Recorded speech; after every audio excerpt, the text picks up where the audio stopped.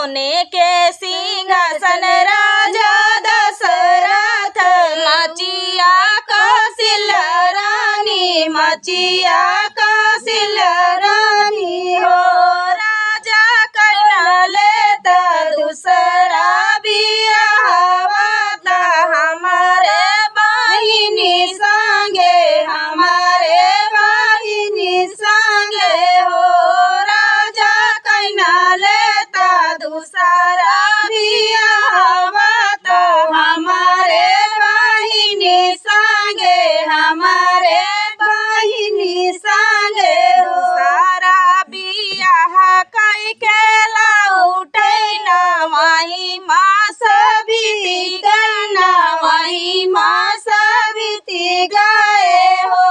बहिनी हई गना गरिया में सोर दुई नौरानी बाजिनी दुई नौरानी बाजिनी हो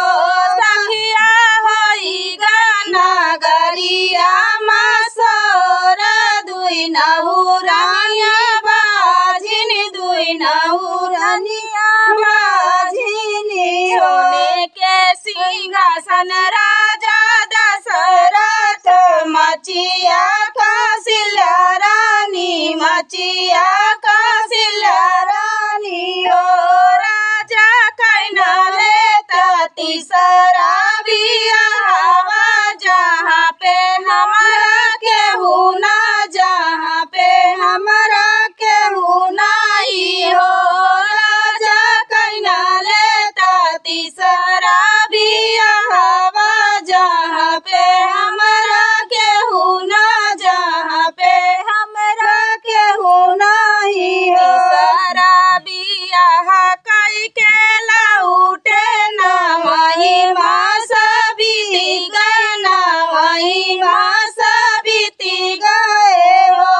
बहिनी होई गना गरिया माँ सोराती नहुराने बाजिनी तीन नहुरानिया बाजिनी हो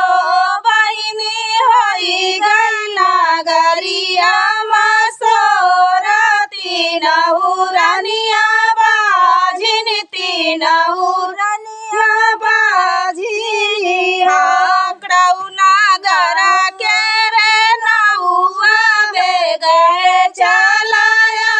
बहु बेगहे चलाया बहु हो नौआ लाइया बहु हंसा मोररिया तीनहु जानी पिया बाई तीनहु रानी पिया बाई हो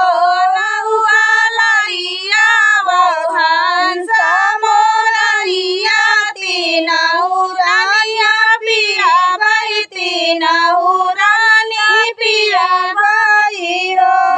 मथुरा से लावा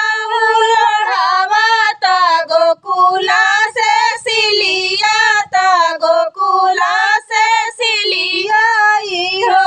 नौआ रागी रागी पीसौ मोररिया तीनहु रानिया पिया बाई तीनहु रानिया पिया बाई हो नौआ रागी रागी पीसौ मोररिया तीनहु रानिया पिया बाई तीनहु रानिया पिया बाई एक घूटा पियाई रानी काशीला ता दूसरा सुमित्रा ता दूसरा सुमित्रा हो सखिया सिला धोई पियाई रानी के कही तीनहु